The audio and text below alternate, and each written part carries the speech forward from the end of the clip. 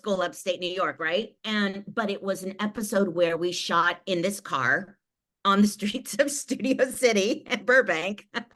But for 5 days, the four of us in a car. And we had, not only was the episode written really well and it was very funny, there was no laugh track and no audience. And so it was just the four of us. That's our favorite episode. Wow. Making it. Yeah. What about, the opposite? Like I know, like, when Natalie lost her virginity, and that's just the brilliance of Norman Lear, that this show was so ahead of its time, and I know like Lisa Whelchel didn't want, Blair to lose her virginity and she was in the episode. Like, was there something like that as an actress, like didn't want for Natalie that ever came up, or just something that you weren't really like, oh, I don't know if we should take the story in this direction? I Like think what the people character. forget is, Nancy McKeon and I are the same age. She's older than me by a month.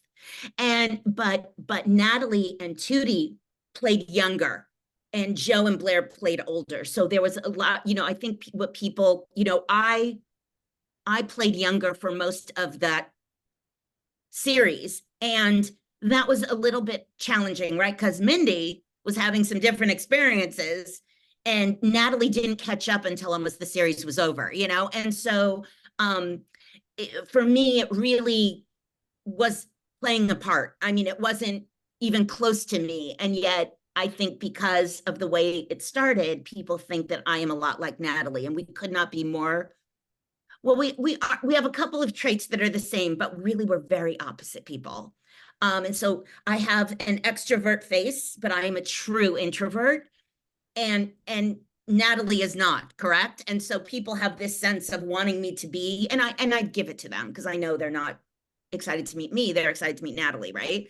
To meet me, maybe not, so exciting. But yeah, the differentiate, when you start to do something at 13, you're playing yourself. 15 and 16, it started to change. And so for the majority of the series, I really became an actor. You know what I'm saying?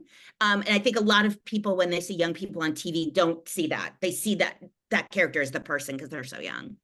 Did I answer your question? I feel like I went around the corner and got milk and came back and poured you some cereal. Well, you did all that, but it was a much more interesting answer possibly than my question was even intended. So I totally understand. But I mean, to that point, like, does that ever get, because, like, I know you do the fan conventions and I mean, you're like, does that ever get, I guess, old that, people meet you and you are Mindy and you've done a gazillion things over these decades in other parts and they still think they're meeting Natalie?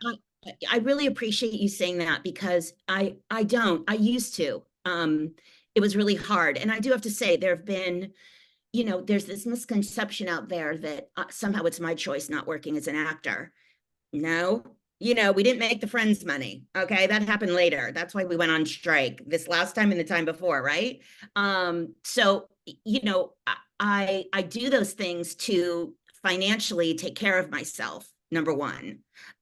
Number two is that to say I've done a part, and I was the voice of Velma for 15 years. So to say I've done two parts that have touched people so much, at this point from where I'm sitting, it's so flattering. It's so lovely. And I don't have a problem with it.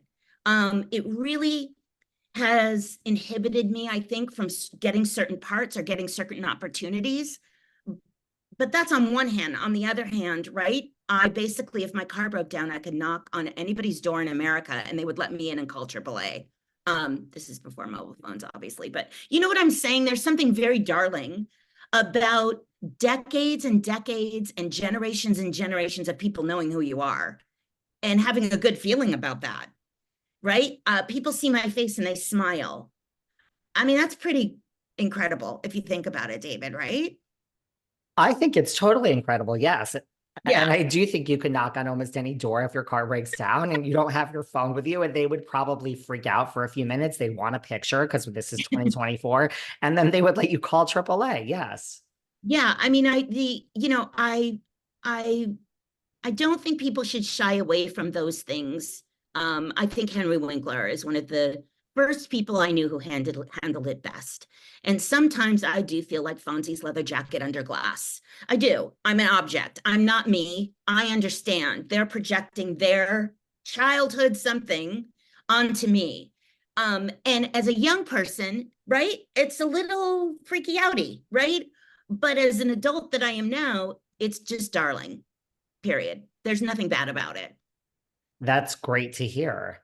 Yeah. A totally self-indulgent part of your career for me was the short-lived WB series, The Help.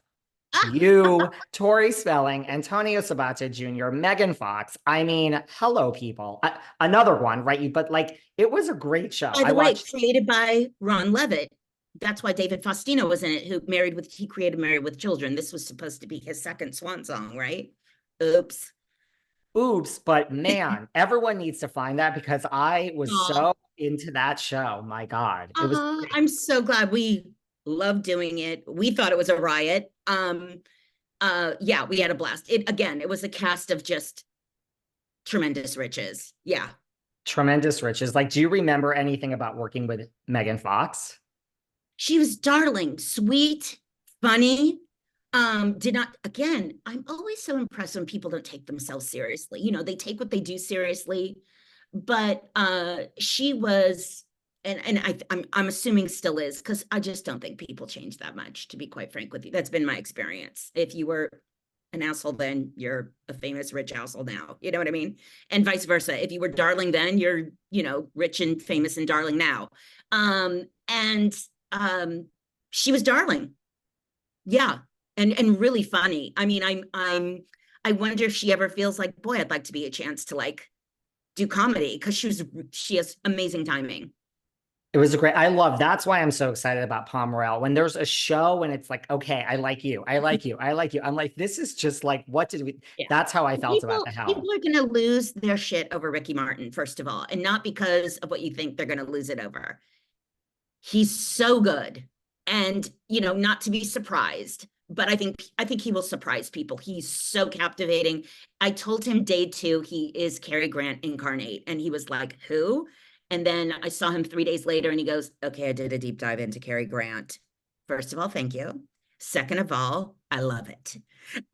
He is so charming, so funny. He and Kristen's chemistry is stupid. I'm so excited for people to see him in this. Wow. Yeah. I'm so excited for this too. How often does The Help come up in an interview that you do? Oh my God. It's, well, I mean, ding, gold star behavior. Thank you.